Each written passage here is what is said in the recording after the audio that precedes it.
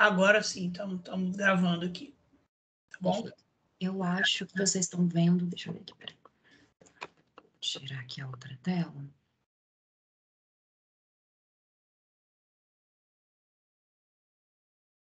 Vocês estão vendo minha tela, pessoal? Sim.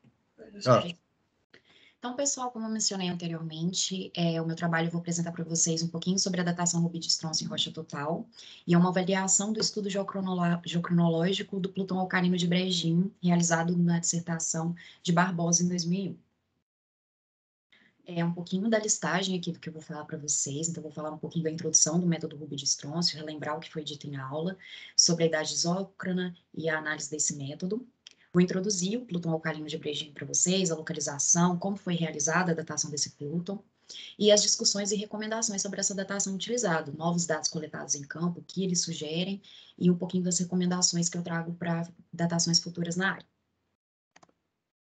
O método Rubi de Stronço, pessoal, ele permite a datação de rochas muito antigas, ele é muito utilizado em geocronologia pela versatilidade, como ele ocorre, né? O isótopo radioativo, o rubídio 87, ele desintegra-se para o rubídio, para o estrôncio 87, com uma meia-vida de 48 giga-anos aproximadamente. O rubídio, ele é pouco comum na natureza, então ele não forma um mineral isolado, ele ocorre como impureza em minerais de potássio, por causa da semelhança do raio iônico desses dois elementos, então eu trouxe aqui uma imagem para mostrar essa semelhança para vocês. Aqui o raio iônico do potássio e o raio iônico do rubídio, a similaridade entre esses raios iônicos.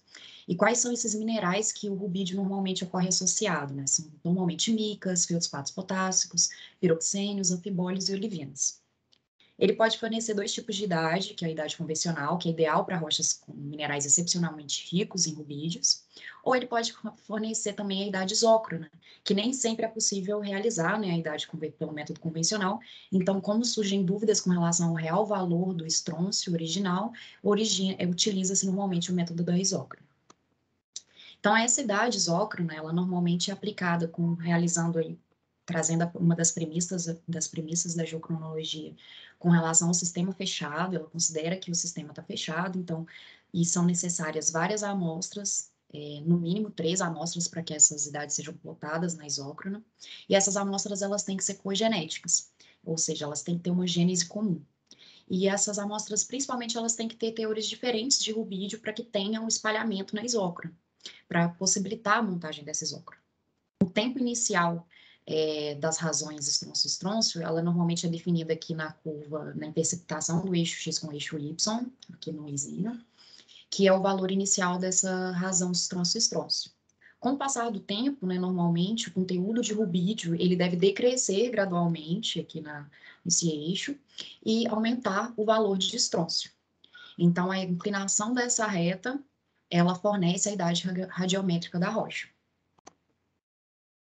Quais são as principais inconsistências associadas ao método Rubi de Stronço? Se o sistema não for fechado, ou seja, se houver hidrotermalismo, interação de fluidos ígneos, pode haver a entrada de estrôncio 86, que é o não radiogênico de origem magmática. E dessa forma, a quantidade de estrôncio 86 retirado da amostra, ela será superior à quantidade inicial gerada durante a cristalização do corpo.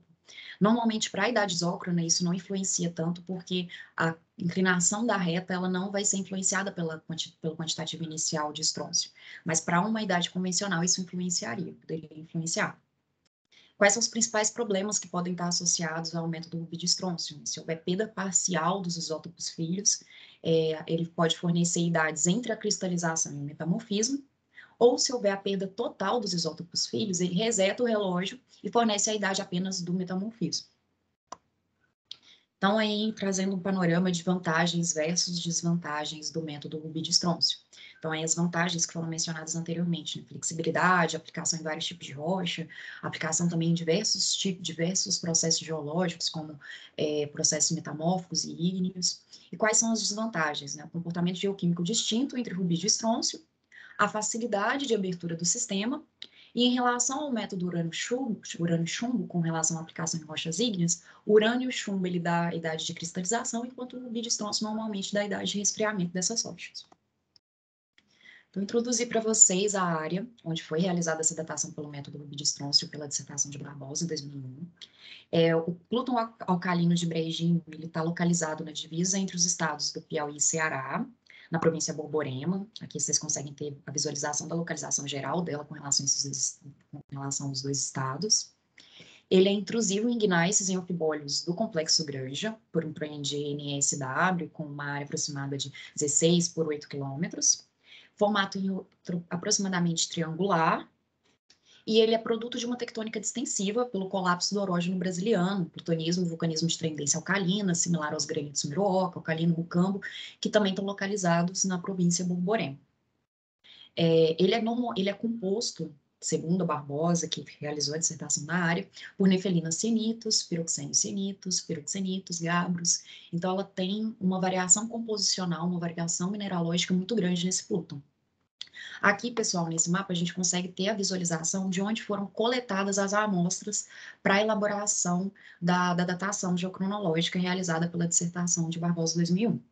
Então, essa idade que foi coletada, ela foi produto de uma isócrona combinada, que é realizada pela combinação de várias amostras que estão distantes entre si. E como que foram essas amostras, né, pessoal? Foram produto de 12 amostras analisadas com espalhamento pelo Plutão. A razão inicial de estrôncio é de 0,71, mais ou menos 0,5. Esses estudos geocronológicos de Rubi de estrôncio, eles forneceram idades entre aproximadamente 545 milhões de anos, mais ou menos 11 milhões de anos, que foi considerada como a idade mínima para cristalização e colocação desse corpo. Então, segundo a autora, pessoal, ela considerou que o fato do corpo não apresentar deformação, então ela não identificou deformação ou qualquer indício de metamorfismo nessas rochas. Então ela considerou que todas essas amostras que foram coletadas, essas 12 amostras, elas eram cogenéticas.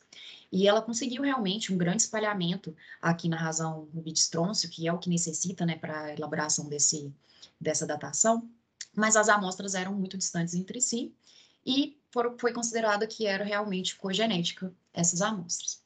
Então, aqui tem a isócrona, né, que foi realizada no trabalho, e aí eu vou mostrar um pouquinho para vocês, a gente vai discutir sobre esse método e chegar numa conclusão comum. Então, a primeira questão que é tratada, né, que é trazida, será que esse sistema que produziu esse corpo, que foi realizado, onde se encaixou o Plutão alcalino de Brejinhos, ele realmente foi um sistema fechado? Por quê? Foi identificado em testemunhos de sondagem coletados posteriormente, durante a coleta de amostras para a elaboração da minha dissertação, a gente conseguiu identificar algumas feições de deformação nesse Plutão. Então, aqui a gente consegue ter a visualização de feições de estiramento mineral, feições do tipo stockwork, algo similar a uma alteração hidrotermal, como ferruginização, talvez uma potassificação, a gente ainda está em discussão com relação a isso, xenólitos. Então, esse sistema, ele realmente era fechado. Uma observação que eu trago é que essas observações de feições hidrotermais e deformacionais no Plutão, elas não puderam ser verificadas em superfície. Então, eu trouxe aqui até algumas imagens da própria dissertação da autora que não mostram essas feições. Então, em superfície, realmente, elas não são identificáveis. E a questão também da isócrona combinada, né? As rochas utilizadas, elas foram coletadas a longas distâncias, como eu mencionei para vocês e demonstrei no mapa. Então, há uma variação, e além de haver uma variação mineralógica muito grande nesse ponto. Então, aqui eu trouxe a lista para vocês das rochas que foram utilizadas para a datação dessa isócrona combinada, e na própria descrição do autor, ela menciona com relação a essa variação mineralógica, que são biotita piroxênios nefelinas cianitos, anfibólio piroxênios cianitos, além de feições que podem ser consideradas com relação à variação mineralógica também em superfície, né? Aqui a gente tem uma porção mais leucocrática interceptando uma porção mais máfica do corpo, então que traz novamente a questão se essas amostras elas eram realmente cogenéticas. Então, um pouquinho de discussão com relação a esse método, né? Será que esse sistema ele realmente ele não era fechado, como se pensava, né? Então, a contagem inicial de estrôncio, ela pode não condizer com o número real. Então, a possibilidade de estrôncio ou perda de entrada de estrôncio ou perda de estrôncio através desse fluido que interagiu com as rochas. Isso não surte grandes efeitos para a idade isócrona, como mencionado anteriormente, porque a inclinação da isócrona ela se mantém a mesma, mas poderia sofrer grandes influências no caso de uma idade convencional. Só que há um problema para a idade isócrona, que é a questão da gênese das rochas, né? Então, eu trouxe até uma imagem da aula do professor Cachito, que é com relação a se essas amostras são realmente cogenéticas, que pode ter havido assimilação com encaixante, às vezes uma rocha com composição semelhante, mas ela tem idade diferente de colocação desse corpo. Então, a questão dessas rochas, elas são realmente cogenéticas. Eu trago essa discussão aqui para a gente ter em comum. E aí, o que a gente pode realmente concluir com relação a isso? Né? Que a idade obtida, ela pode não condizer à idade de cristalização, e sim uma idade entre a cristalização e o metamorfismo, ou até mesmo ter perdido o seu significado geológico. E algumas recomendações com relação a datações futuras que possam ocorrer na área, é a possibilidade, talvez, de uma aplicação, da aplicação de outros métodos, talvez um método urânio-chumbo e apatita, ou urânio-chumbo e zircão, o zircão que foi identificado em análises petrográficas, aqui como halos leucróicos na biotita. E por que o zircão? Né? Porque ele se mantém total ou parcialmente fechado, e ele não sofreria essa influência do sistema tecido aberto. Mas até mesmo a própria utilização do método Ruby de estrôncio poderia ser novamente aplicada nessa área, mas desde que utilizada amostras específicas para esse fim, utilizada única amostra e que fossem datados apenas os minerais contidos naquela amostra, né, e não a utilização de uma isócrona combinada. Essas são algumas das referências, pessoal, que foram utilizadas no seminário, para montagem do seminário.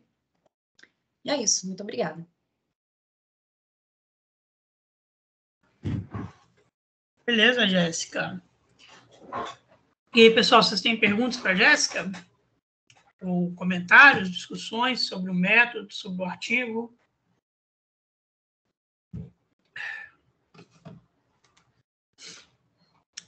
Esse método do Ruby-Stronce, a gente sempre usa ele para dar essa introdução, como é que funciona isócrona, né?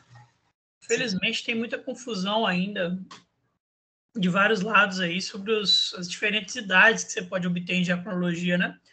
Esse tipo de isócrona, ele pode ser com amostras de rocha total, e aí você vai ter várias rochas diferentes, né? Várias amostras diferentes de um mesmo afloramento ou de afloramentos distintos, até você conseguir um espalhamento legal, né?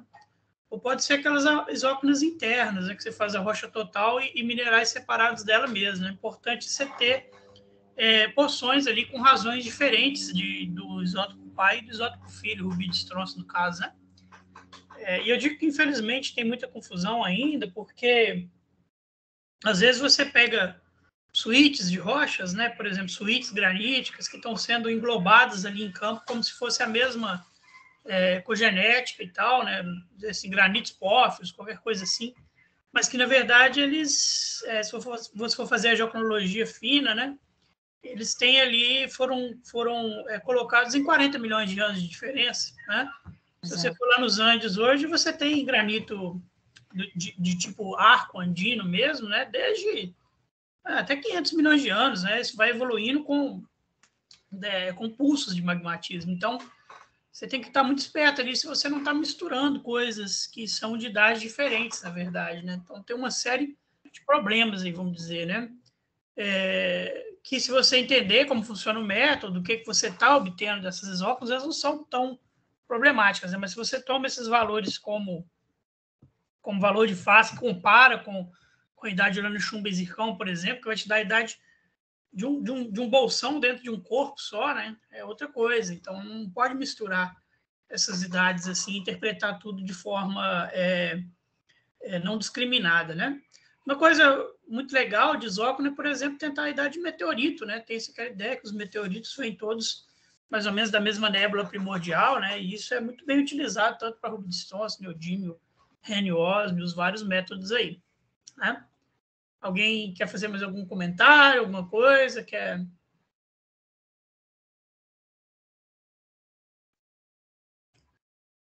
Aqui não entrou nesse mérito, porque está falando mais de rocha ígnea, né? Mas tem aquela funcionalidade do estrôncio de traçar a composição da água do mar também, né? A gente falou um pouquinho, tá lá na aula.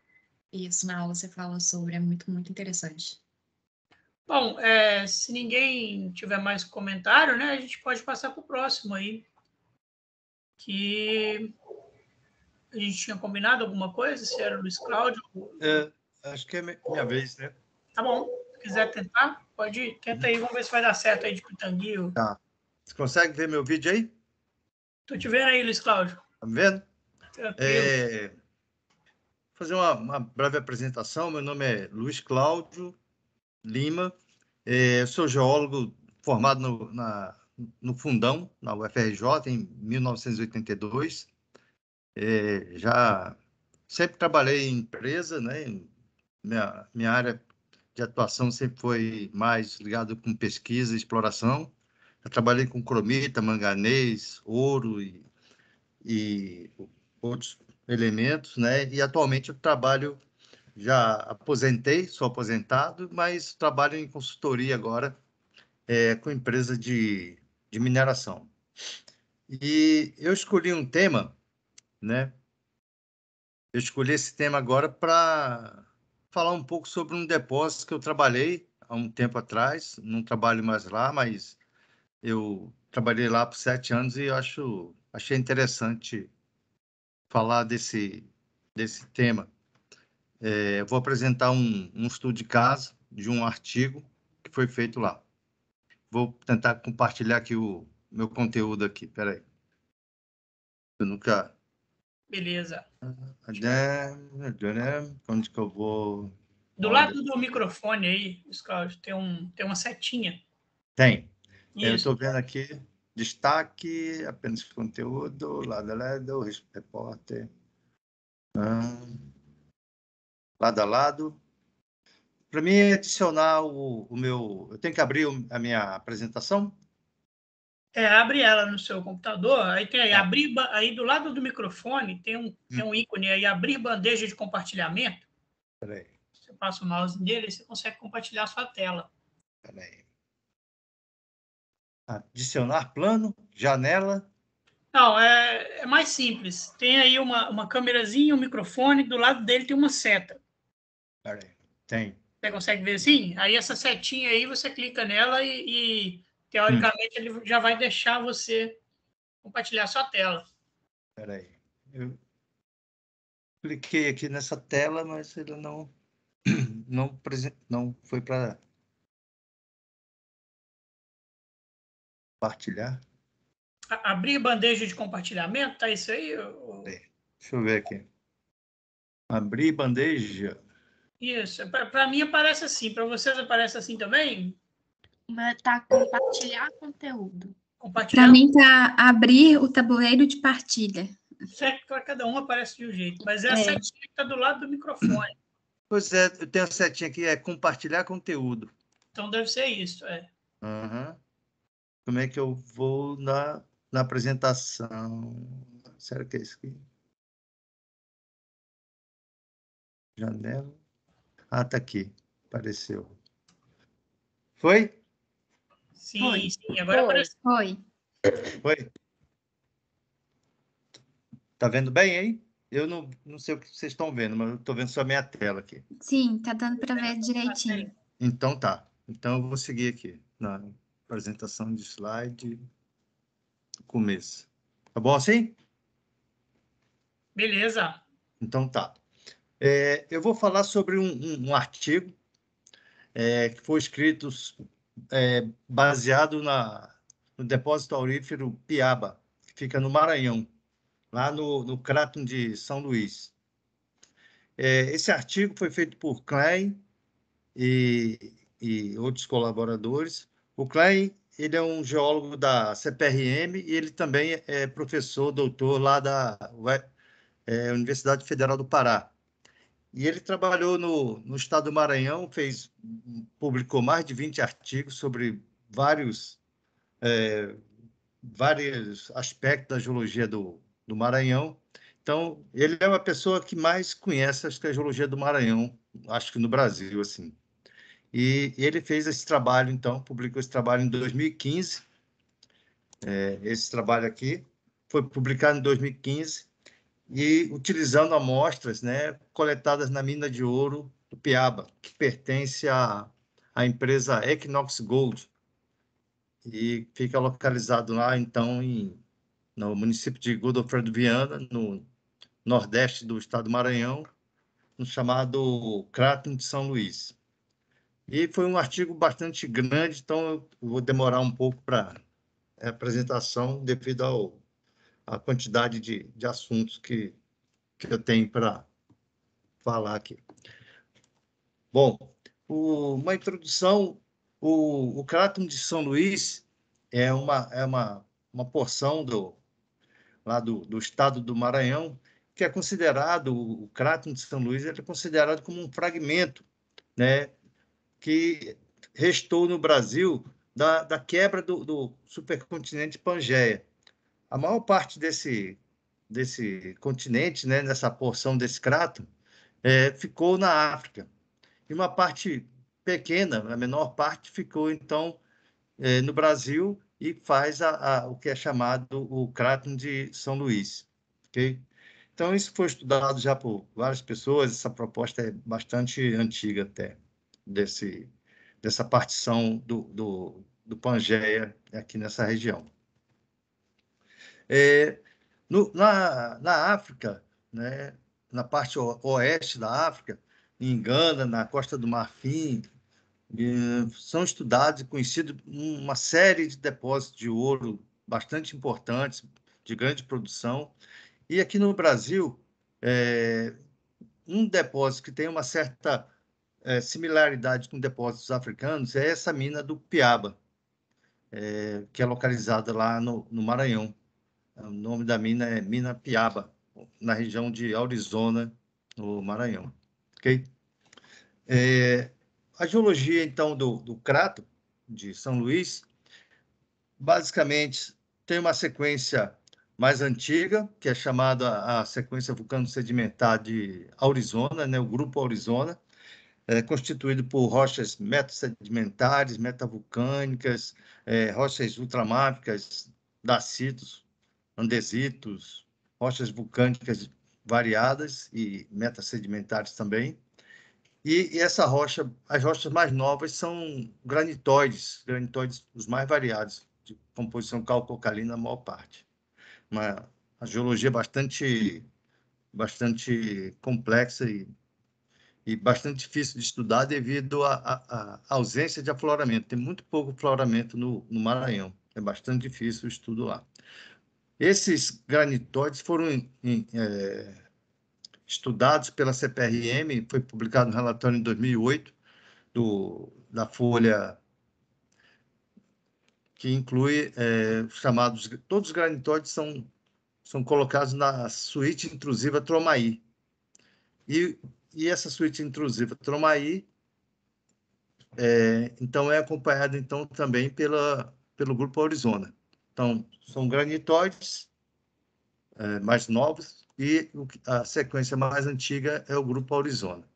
A mina do Piaba está localizada, então, no Grupo Aurizona, onde que a gente vai dar maior atenção agora. O que é a mina de ouro do Piaba? Bom, aqui na porção, no lado à direita da tela, em azul, são rochas chamado do Hang Wall. É uma sequência de rochas ultramáficas e sequência de rochas metavulcano-sedimentares, como tufos, xisto carbonoso, tem metacherte. Na porção central da figura, aqui da direita, é a zona mineralizada, então ocorrem rochas também metasedimentares, como tufos, félsicos, dacitos, andesitos, e o artigo comenta que há uma intrusão de um grandiorito, né, com texturas granofílicas, intrudido nessa porção central do depósito de ouro do Piaba, e esse grandiorito é o que faz a mineralização, é o que contém a maior parte da mineralização. No futewall, aqui na parte esquerda, em preto, ocorrem rochas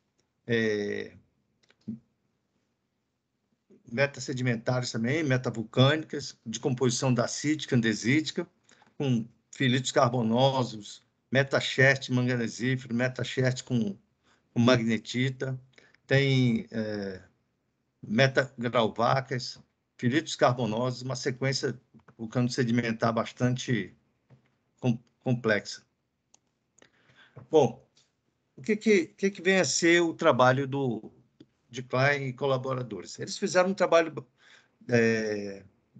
bastante rico, né, com muitos dados,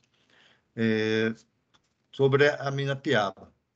Eles fizeram a coleta de amostra, que foi feita em 2011, passaram alguns dias lá na mineração e fizeram o estudo de testemunhos de sondagem e, na época, a mina ainda não estava em operação, não estava aberta como está hoje, era uma mina em estágio inicial e só estava exposto só o saprolito e tinha muitos garimpos ainda na época. E eles coletaram algumas amostras de testemunhos de sondagem, de furos mais rasos, poucos furos. A partir dessas amostras, eles fizeram análise geoquímica de rocha total, em tufos, andesitos, em basaltos andesíticos, e fizeram análise multielementar, tanto de óxidos maiores quanto elementos traços, terras raras também, uma análise bastante completa, a partir de 8 amostras, sendo que essas 8 amostras elas estavam intemperizadas, não eram de rocha sã, não tinha, na época eles não conseguiram rocha sã ainda para fazer esse trabalho de geoquímica. Fizeram estudo para datação a partir da rocha que seria o minério, eles chamavam de granodiorito granofílico, da zona de minério, selecionaram 9 zircões dessa rocha, e sendo que apenas 7 foram aproveitados. Fizeram também análise de zircão extraído de um tufo, fizeram análise de xerimpes, em urânio, chumbo e xerimpes, mas somente 3 zircões foram também utilizados no estudo. Fizeram também estudo de isótopos de chumbo em cristais de ouro, em pirita, e fizeram também estudos em feldspatos regionais, né, coletados em granitóides da suíte intrusiva Tromaí, sendo que foram aproveitadas 3 partículas de ouro, 5 de pirita e 10 grãos de feldspato. E fizeram ainda análise para datação de argônio em sericita, em granitóides, no granitóide da mina e em tufos, também dentro da mina Piaba, sendo que 2 amostras de sericita foram selecionadas para fazer a datação de argônio. Aqui apresenta rapidamente o total de análise, uma tabela do artigo, e eles concluíram que, como as rochas estavam muito intemperizadas e, por outro lado, havia muita alteração hidrotermal, eles concluíram que os elementos que deveriam ser utilizados para estudos maiores foi os elementos mais imóveis, como zircônio, nióbio, titânio e alumínio. A partir dessas análises, eles fizeram alguns gráficos, né, algumas classificações, e chegaram à conclusão que essas rochas tinham uma relação com magmas calcocalinos de arcos de ilha, né, em arcos de ilha. O estudo que eles fizeram de isótopos radiogênicos e geocronológicos utilizaram evaporação de chumbo em zircão, em amostra das ondas de minério. A partir dessas idades, eles chegaram em idades da ordem de 2.214 milhões de anos, e a idade foi interpretada como idade mínima de cristalização dessa rocha do granodiorito granofílico mineralizado, né? Utilizaram 9 zircões, mas só 7 produziram idades que eles pudessem considerar como de boa qualidade. O estudo em zircão, de datação utilizando urânio chumbo em shrimp, usaram 3 zircões, mas apenas 2 grãos foram adequados, né, para datação, utilizando essa rocha aqui, que é considerada como um tufo, e obtiveram idades da ordem de 2,227 giga-anos, né? 2,227 giga-anos, interpretado como idade do vulcanismo na região do Grupo Arizona. Fizeram, então, estudos também de isótopo de chumbo em cristais de ouro, em pirita e feldspar. Essas idades, eles chegaram a idades da ordem de 2,16 giga-anos ou 2,12 giga-anos, e também fizeram estudos em sericita, de argônio e argônio, usaram 2 amostras de sericita, e essas idades que eles obtiveram, da ordem de 1,969 giga-anos, foi utilizado como idade de platô em análise de argônio e argônio. Essas datações, então, foi considerado como uma idade mínima para a mineralização aurífera do Piaba, né, baseado nessas datações do ouro em chumbo, idade modelo, e a idade obtida pela sericita, em torno de 1980 milhões de anos. Então, foi considerado como idade mínima da mineralização aurífera. A partir desses dados de datação e outros dados regionais que o Klein já tinha feito em outros artigos, publicado em outros artigos e estudos regionais, ele fez uma proposta de evolução da região do Crato de São Luís.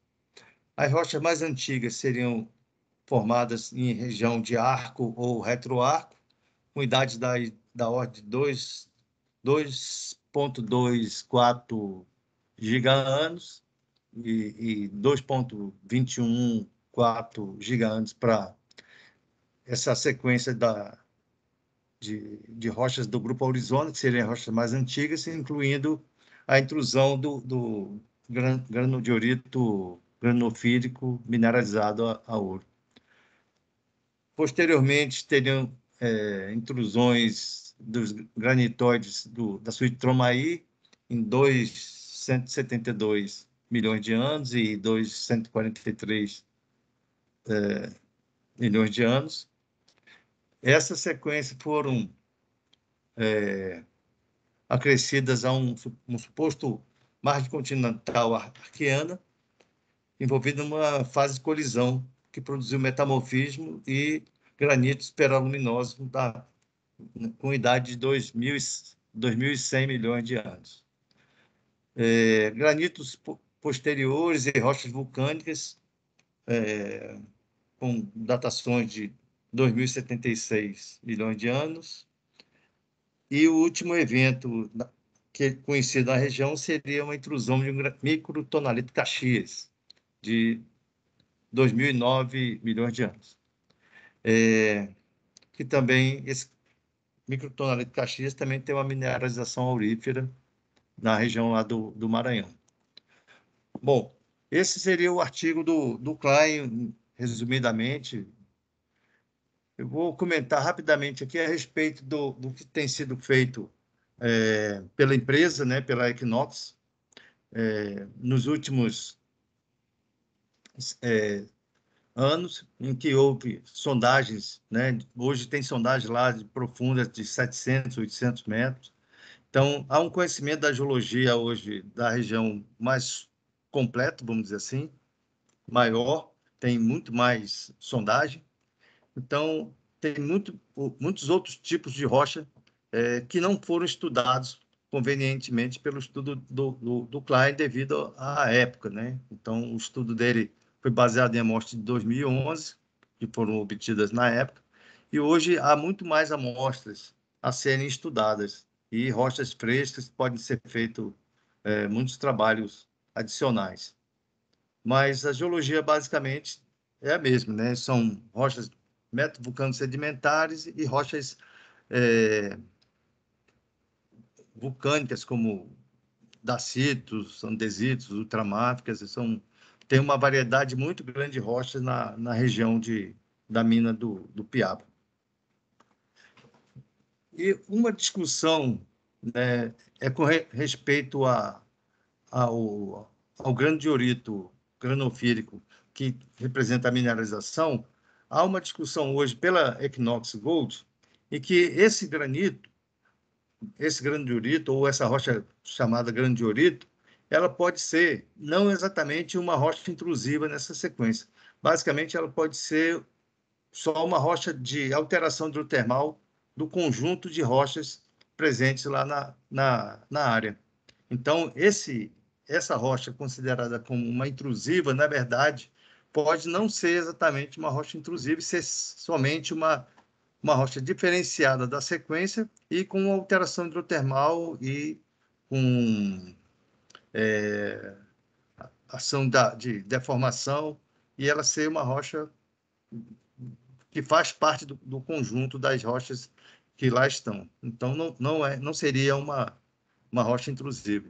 Então, essa discussão precisa ser esclarecida.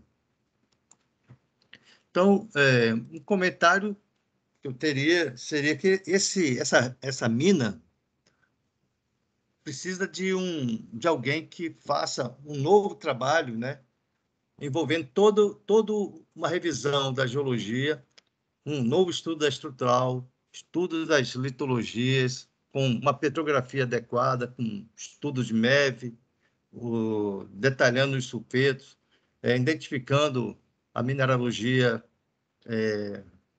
de todas as rochas, entendendo melhor a petrogênese dessa mina. Estudo de zircões, existem várias rochas que têm presença de zircão, que foi descrito pela empresa. Então, há necessidade de haver um estudo mais moderno, né, baseado nas rochas que estão sendo amostradas atualmente. Estudo de inclusões fluidas também foi feito um estudo também publicado em 2013, mas com o avanço da mineralização da lavra, então existe uma exposição de mais rochas, né? E outros veios precisam ser feito um novo estudo também de inclusões fluidas também na área. Isótopos estáveis, pode ser feito estudo para oxigênio e enxofre. Existem muitos sulfetos lá, novos, que não foram citados, inclusive, no trabalho do Klein. Hoje se encontra muito arsenopirita, pirrotita em várias gerações, pirita, várias gerações de pirita que são conhecidas, calcopirita, esfalerita, que não foi estudado nesse trabalho anterior, devido ao fato de ter uma sondagem ainda muito rasa. E hoje já se conhece muito mais sulfetos, então é possível fazer um estudo bem mais completo desses isótopos estáveis da mineralização aurífera. Quanto aos isótopos radiogênicos, eu acredito que também há um espaço muito grande de melhoria de datações na região, devido a, por exemplo, ter muitas rochas vulcano-sedimentares que deveria ser feito um estudo com uma grande quantidade de zircões para que seja dada uma idade mínima e idade máxima, seja melhor calculado a idade dessas rochas. Hoje existem novas técnicas de datação, como esse lutécio e ráfino, que pode ser feito em zircão e titanita, que são bastante abundantes nas rochas da mina. Existem também estudos de reniosmo em sulfetos, que também pode ser feito hoje, uma vez que a gente tem uma grande quantidade de sulfetos disponíveis na mina. Sericita, muscovita e feldspatos também são minerais presentes em toda a estratigrafia, está disponível, pode ser feito estudos de todos esses minerais para uma melhoria da datação e um melhor entendimento da geologia local. Samário neodímico também é possível. Há rochas máficas, rochas ultramáficas, que têm uma grande quantidade de minerais que podem ser utilizados em datação também para samário neodímico. Zircão pode ser feito também técnica de chumbo-chumbo e evaporação de chumbo, né, em zircão. A análise de isótopo de chumbo em ouro. Hoje, do tempo que eu trabalhei lá na mina de Piaba, nós descrevemos mais de 400 cristais de ouro. Então, é uma mina que tem muito ouro visível, então é fácil de encontrar ouro para fazer estudos, então é possível você fazer um estudo bastante completo, tanto em ouro quanto em sulfetos na zona mineralizada. E também há sulfetos que não estão relacionados com a mineralização. Tem sulfetos também nos filtros carbonosos, é uma grande gama de sulfetos não mineralizados, também poderiam ser estudados. E a partir desse estudo, de um estudo bastante complexo, né, bastante completo, é possível melhorar, talvez, esse modelo e fazer com que ele fique mais detalhado, esse modelo evolutivo para o Crato de São Luís. Então, é um trabalho a ser feito, talvez eu não tenha essa oportunidade de fazer esse trabalho, mas acredito que é possível, né? É possível que alguma universidade ou pesquisadores possam vir a enfocar novamente a mina do Piaba para poder fazer um conjunto de estudos com uma maior quantidade de amostras, melhores determinações de idades e a composição da rocha e um entendimento melhor da geologia local. Esse seria o que eu tenho a acrescentar nessa discussão aqui do depósito do Piaba. Ok?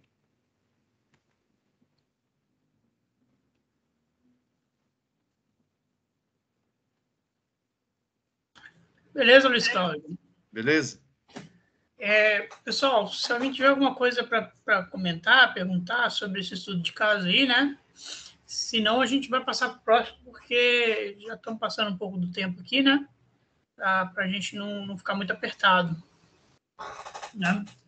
O Luiz Cláudio sugeriu aí um mundo de dar uns 5 doutorados, essas coisas que você colocou no final.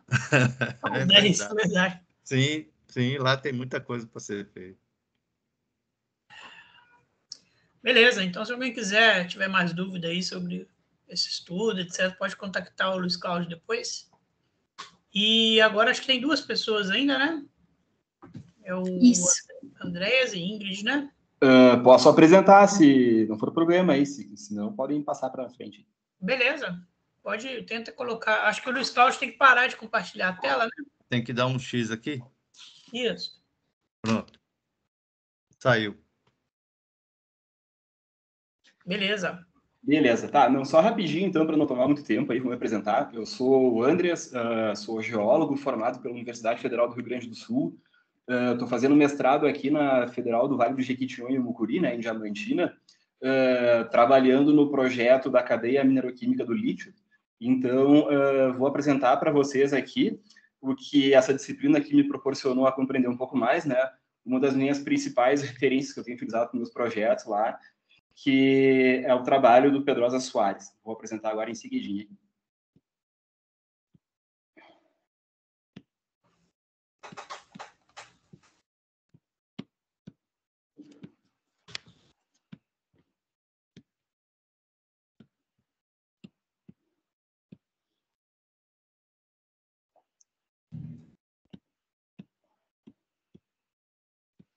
Ok, vocês conseguem ver minha tela ou não? Sim.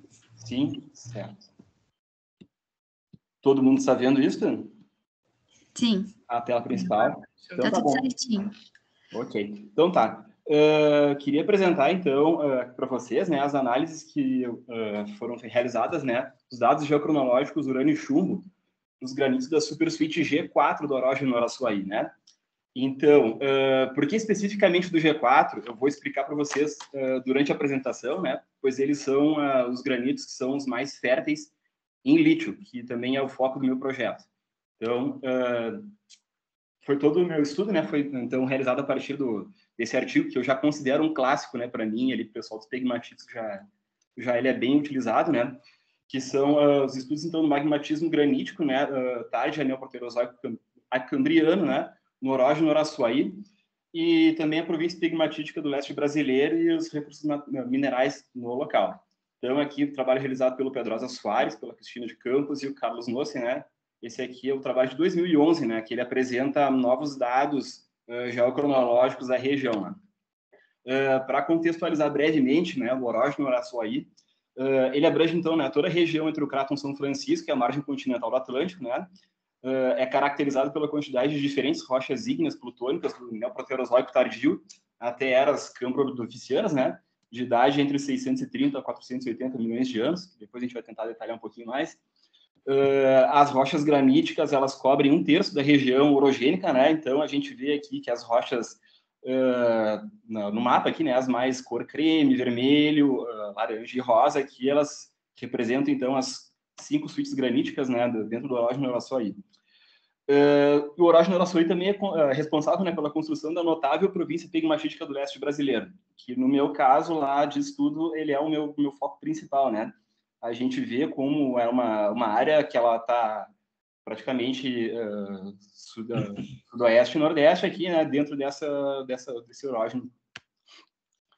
E demais características, né, então elas são exposições de níveis de rochas crustais rasas a profundas ao longo de 350 mil quilômetros quadrados. Esses granitos, eles registram a história evolutiva do Orogen no Araçuaí, né, desde a fase pré-colisional controlada por subducção até o colapso gravitacional da fase pós-colisional, né? E são agrupados em 5 supersuítes graníticas, né? A G1, que no caso é a supersuíte pré-colisional, porque representa o edifício de um arco magmático cálcio-alcalino formado em resposta à subdução da litosfera oceânica, né? Ela tem idade entre 630 e 535 milhões de anos, depois a gente vê como é que foi detalhada essa idade. A supersuíte G2, né, que é assim colisional, foi gerada principalmente por fusão parcial de pilhas metasedimentares associadas com o maior espessamento crustal, causados por dobramentos e empurrões contracionais, né, e de idades de entre 585 a 560 milhões de anos. A supersuíte G3 ali, que é a tarde colisional após colisional, que refere-se ao estágio de transição entre o declínio das forças convergentes ao relaxamento extensional do Orogen, e geralmente acompanhado por delaminação e remoção convectiva do manto litosférico, né? E tem essa idade aí de 545 a 525 milhões de anos. As supersuítes, né, a G4 e a G5, que são estágio pós-colisional relacionado ao clímax do colapso do Orogen, né? O qual é contemporâneo à ascensão astenosférica nessa região. A supersuíte G4, né, de 530 a 500 milhões de anos, e a G5, de 520 a 480 milhões de anos, são pós-colisionais e incluem plutons que cortam e perturbam a tendência tectônica regional, né? Então, elas são bem proeminentes, assim, na paisagem. Assim como corpos concordantes introduzidos ao longo de estruturas de idades distintas. Então, aqui, para tentar entender melhor as idades da supersuíte G1, elas consistem, então, principalmente de batólitos, estólicos tonalíticos, né, granodioríticos, com faces máficas dioríticas e autólitos, né, que são regionalmente deformados durante a orogenia brasiliana, mas com características magmáticas locais bem preservadas, né? Também incluem rochas contendo ortopiroxenes metamorfizados, variando na composição entre monzogabro a quartzo monzonito, né? Elas estão aqui nessa região, né, bem ampla aqui, né, no nosso diagrama. Então, esse arco magmático, né, ele mostra uma assinatura isotópica híbrida, de acordo com os dados do isótopo Samari Neodime, né, que apresenta ali um epsilon Neodime de -5 a -13, e idades modelo entre 1.2 a 2.1 giga-anos, né, bem como também idades de urânio e chumbo, de grãos de zircão, que sugerem a contribuição significativa de embasamento paleoproterozoico, né? Com envolvimento de componentes do manto relacionados à subducção da litosfera oceânica neoproterozoica. No entanto, então, um afloramento, né, a 50 quilômetros a nordeste do Governador Valadares e a leste de São João da Safira, ali, ele está cheio de autólitos georíticos bem preservados e apresenta um processo de mistura de magma, né? Seria um magma mixing. Então, aí, a partir dessa evidência, né, novos dados de isotópicos nessa área neodímio foram realizados, né, e apresentaram o epsilon neodímio a menos 6,9 a menos 9,1, né, com as cidades modelo apresentando ali 1,62 a 2,09 giga-anos, né. E essas idades, então, elas apoiam a ideia de que do gabronorito até a faces de orito e os autólitos ali, se registra uma fonte de magma mantélico neoproterozoico que foi envolvido em fusão crustal de embasamento essencialmente paleoproterozoico, né, durante a geração dessa supersuite G1. Aqui nós temos a tabela, né, de uma das amostras aqui dos estoques de Brasilândia, lá onde foram datadas, né, essas rochas. E foram realizados, então, né, para a supersuite G1 ali, novos dados geocronológicos para urânio e chumbo, né, que foram necessários ser realizados. Aí as idades do urânio e chumbo para a supersuite G1, elas restringem a cristalização magmática entre 630 a 585 milhões de anos, né? No entanto, as idades de urânio e chumbo para sobrecrescimento de zircão e cristais de zircão de neosomas dos corpos migmatizados do G1 ali, bem como as idades de urânio e chumbo para monazita e algumas idades de evaporação de chumbo e zircões ali, variam entre 575 a 560 milhões de anos. Caindo, então, ali no intervalo do estágio sincolisional, o qual imprimiu, então, a principal foliação regional sob condições de metamorfismo de alta temperatura, né, que causaram a recristalização metamórfica, cinemática e fusão parcial nas rochas do G1. Já a supersuite G2, né, ela inclui principalmente, então, granitos do tipo S, que foram formados durante o estágio sincolisional, entre 585 a 560 milhões de anos, né, no Orochi e no Araçuaí. Tem as unidades chamadas ali, as principais, né? Ataleia, Carlos Chagas, aí tem outras, Montanha, Nanuque, Pescador, Urucum e Wolf. E, no entanto, então, né, essa supersuite G2, ela também compreende fundidos de granitos do tipo I, né? Foram gerados da migmatização sincolisional de embasamento paleoproterozoico na região.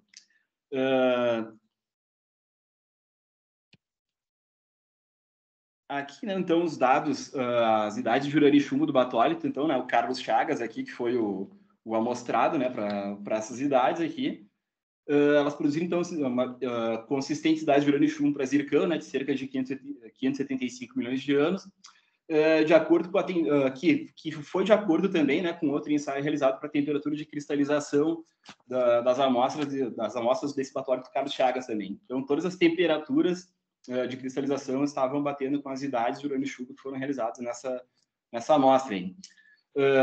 Ali, então, na unidade Ataneia, né, geralmente apresenta grãos de zircão herdados com idades magmáticas de urânio e chumbo entre 630 a 590 milhões de anos. E sobrecrescimentos metamórficos de 545 milhões de anos, né? E por causa disso, né, esses granitos aí foram interpretados por alguns autores como corpos G1, né, desse orógeno.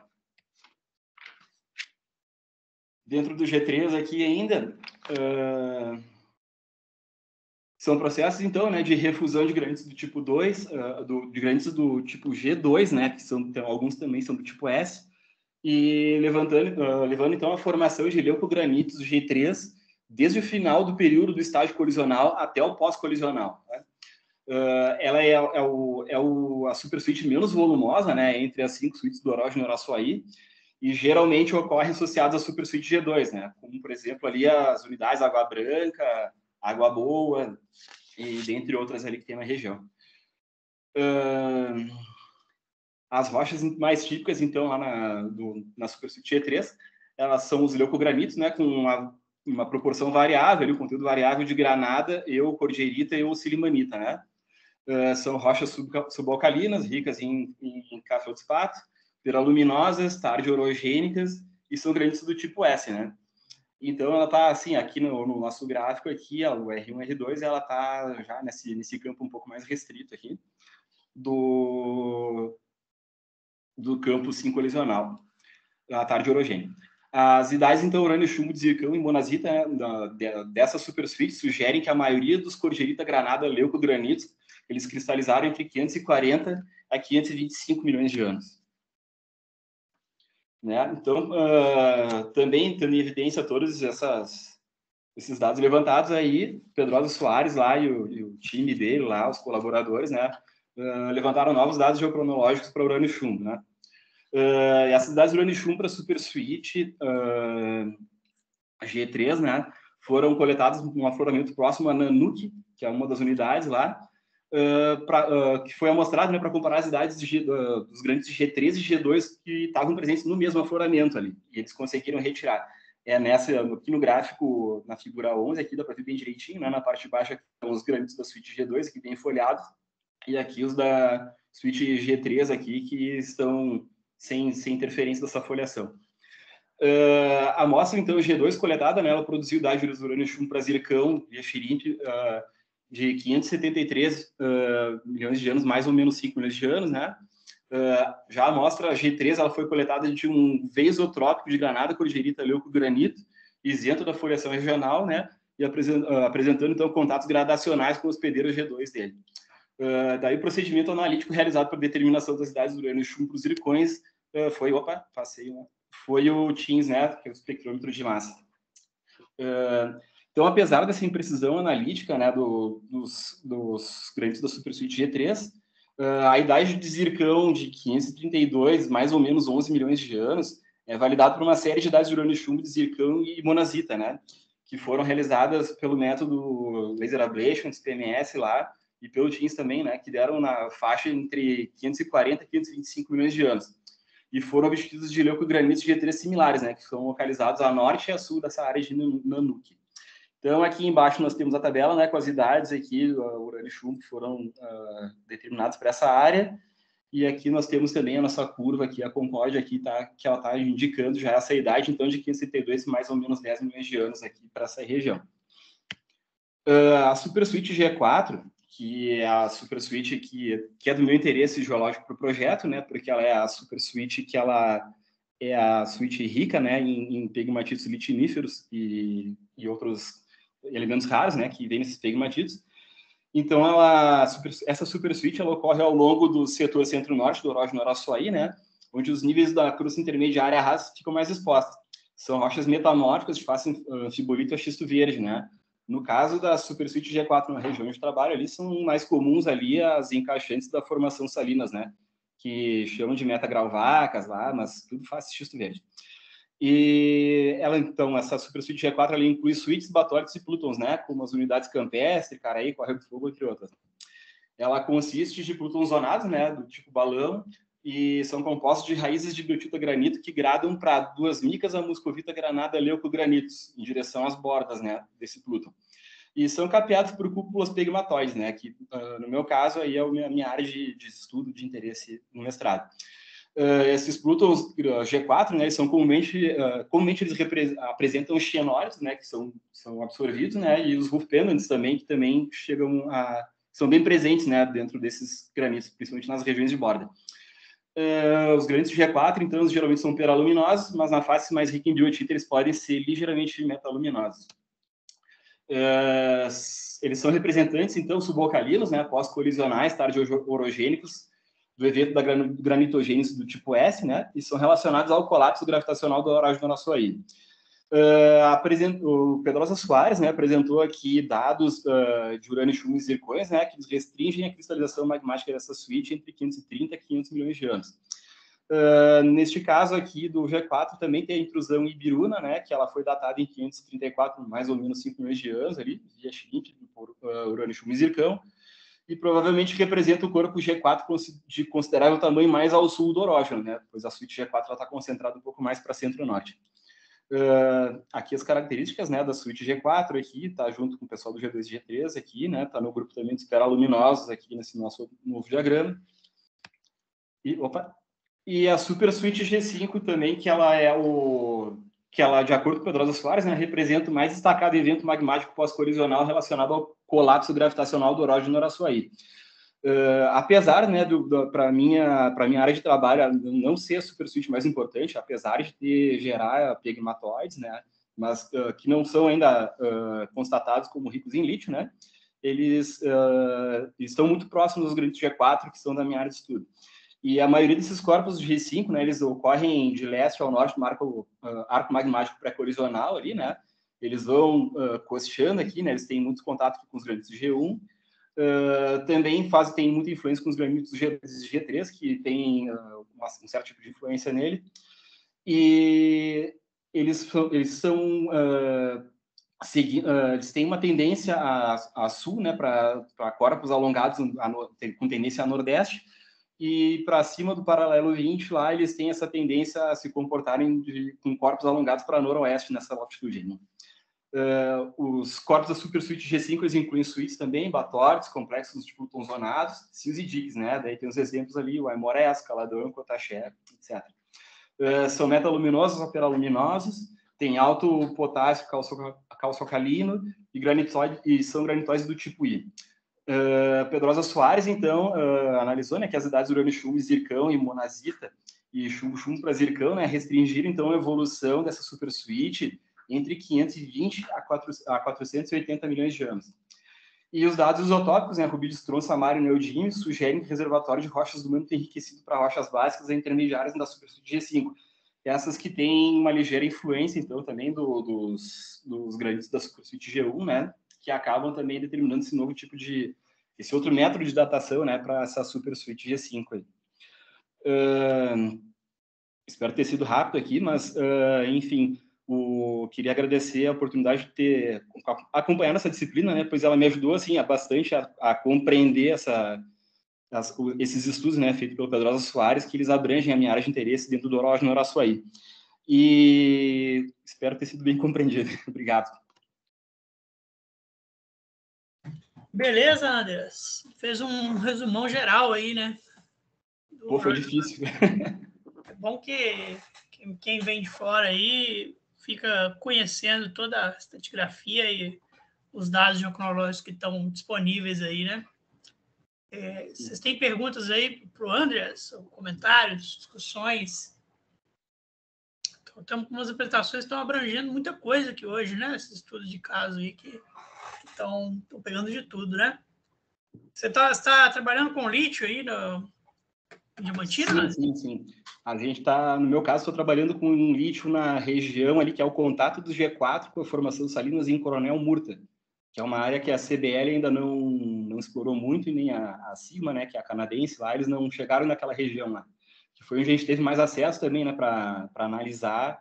No meu caso, né, eu estou analisando os rejeitos dos garimpos ali, que eles são garimpos de pegmatitos litiníferos, né, mas eles são mais concentrados em extração de gemas, tipo as turmalinas, água marinha. Então, tem uns pegmatitos bonitos mesmo.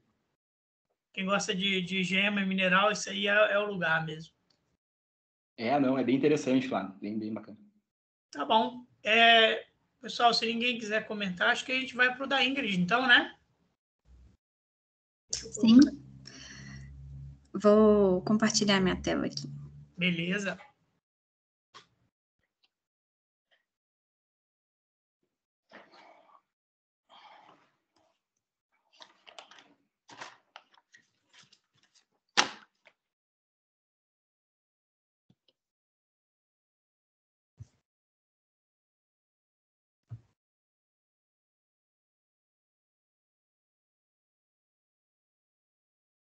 Estão vendo? Sim. Bom, boa noite a todos, né? Meu nome é Ingrid, eu sou geóloga formada pela UniBH e atualmente mestranda e orientanda do Fabrício Cachito. Hoje eu vou trazer a datação urânio, chumbo e monazita, né? Fazer uma contextualização mais aprofundada e qual seria essa aplicação no grupo Bambuí no Horógeno Araçuaí. Bom, a monazita é basicamente um fosfato de terras raras, urânio e tório. Esse fosfato aí é matéria-prima muito importante na produção das terras raras, E aí vem vários insumos, né? Como baterias recarregáveis, televisores, catalisadores automotivos, várias aplicações. A descoberta da monazita se deu em 1829 por Brental. E aí, através dos anos, com o estudo e avanço da radioatividade, a monazita, né, uma curiosidade, é que ela foi um dos primeiros minerais radioativos estudados pelo Pierre Marie Curie. Mais tarde, em 1967, o Overstreet ele realizou um estudo mais aprofundado da monazita. E qual foi esse contexto, né, desse estudo mais aprofundado? Esses minerais acessórios, como o zircão e monazita, eles começaram a ser muito importantes porque naquela época houve um avanço muito grande dos estudos da geocronologia. Então, a monazita, ela é um mineral rico em elementos radiogênicos, né, ou seja, produtos do decaimento radioativo, os isótopos filho. São utilizados vários métodos de datação, como diluição de isótopos, a microsonda eletrônica, a microsonda iônica, e ela apresenta, na sua estrutura, diferenças na química. Essas diferenças são demonstradas pelo seu zoneamento. Tudo isso faz com que a gente consiga observar, através dos estudos, diferenças de idade. Essas variações, né, essas divergências na química, elas estão relacionadas ao número de estágios de crescimento e ao número de episódios tectônicos. Bom, esqueci de dizer que a estrutura da monazita, né, ela é constituída por tetraedros distorcidos. Bom, o zoneamento da monazita, ele foi muito utilizado como um indicador, né, do meio ambiente, porque ele preserva padrões de até alto grau metamórfico. Esse zoneamento, né, essa característica da monazita, nas rochas ígneas, é mais comum ver o zoneamento sector e o oscilatório, e nas assembleias metamórficas, é mais comum o zoneamento irregular. Essa composição da estrutura do mineral, né, e esse zoneamento, eles vão ser influenciados por alguns fatores, segundo o artigo da Elizabeth Catlus. Esses fatores seriam os reagentes disponíveis no ambiente, o caminho, pressão e temperatura que a rocha segue, a preferência, né, do cristal para aceitar elementos específicos no seu crescimento, eu vou falar sobre isso mais à frente, e a interação com os fluidos do sistema. Bom, a estrutura da monazita, ela é bastante flexível, e ela pode, né, incorporar uma variedade de cátions, e nisso ela realiza algumas distorções, né? Ela possui uma flexibilidade química muito alta. Então, isso pode ser exemplificado na imagem. Na primeira figura, a gente tem uma monazita pobre em tório, então ela tem um formato, e na monazita com o enriquecimento de tório, o formato é completamente diferente, mostrando aí essa flexibilidade química do mineral. Então, a monazita é um mineral de fosfato de cátion grande, né? Ela incorpora cátions grandes, e os seus poliedros, eles vão se distorcendo para acomodar esses cátions. Mas, preferencialmente, ela vai incorporar elementos de terras raras leves, né? Coordenado aí com esses átomos de oxigênio. Esse tamanho do cátion, ele vai influenciar essa absorção em alguns locais em específico. Por quê? Depende muito da distância, né, que esses cátions estão uns dos outros, né, esses elementos estão uns dos outros, distâncias menores ou distâncias maiores, relacionando tudo isso aí com o raio iônico. essa flexibilidade química, ela é estável em pressões e temperaturas, e ela também é bastante resistente à radiação. Bom, como eu citei num slide mais atrás, os tipos de zoneamento, né? Aqui tem as definições desses zoneamentos, então a gente pode ver que existem vários tipos, né? E cada um possui suas características. Bom, relacionando o chumbo, né, na monazita,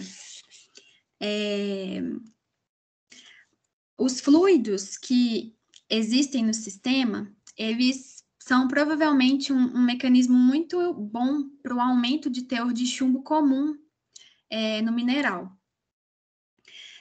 Experimentos, né, mostraram que a monazita, que é possível ter um enriquecimento de chumbo comum nos limites de grão, dentro das microfraturas e também superfícies de contaminação.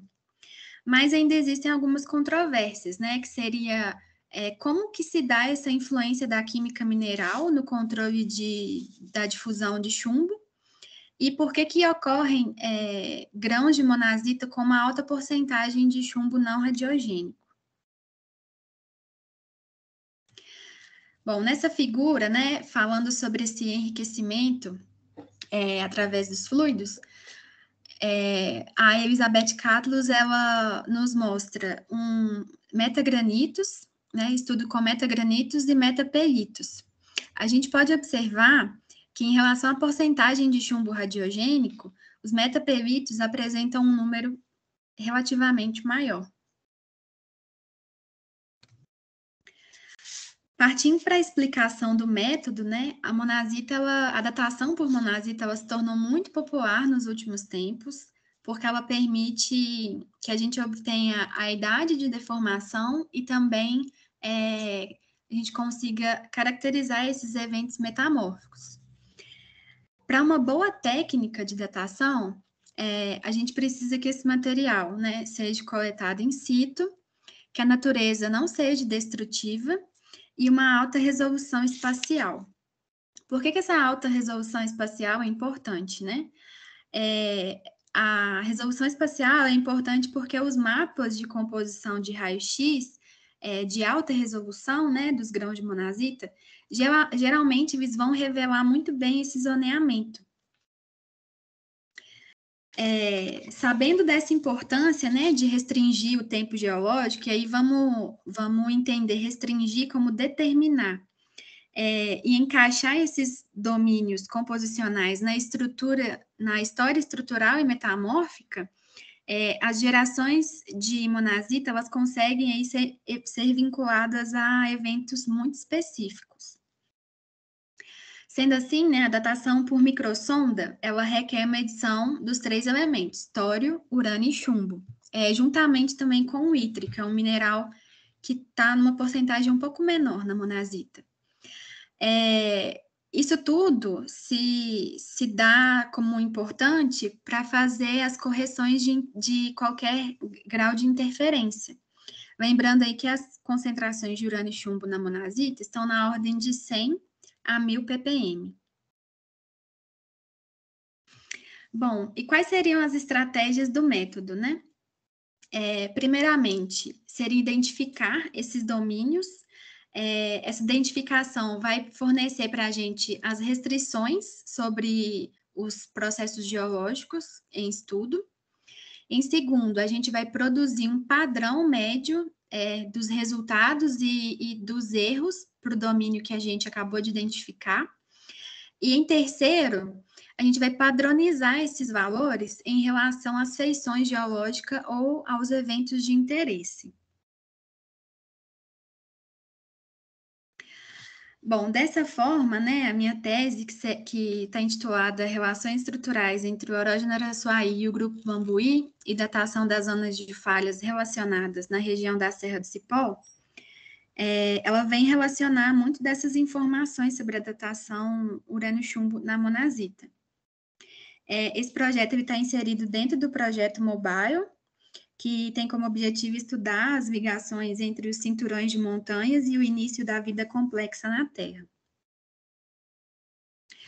E aí, partindo do detalhamento cronológico, né, que vai nos fornecer as fases de deformação, o metamorfismo, o soerguimento e a erosão dessas cadeias de montanhas neoproterozoicas, e também das relações estruturais e estratigráficas com as bacias de Antepaís, que é onde a gente encontra, né, os primeiros fósseis de vida complexa, tudo isso vai nos ajudar como justificativa, né, a compreender até que ponto o surgimento dessas cadeias de montanhas influenciou no surgimento da vida e também na organização dos ciclos biogeoquímicos do planeta.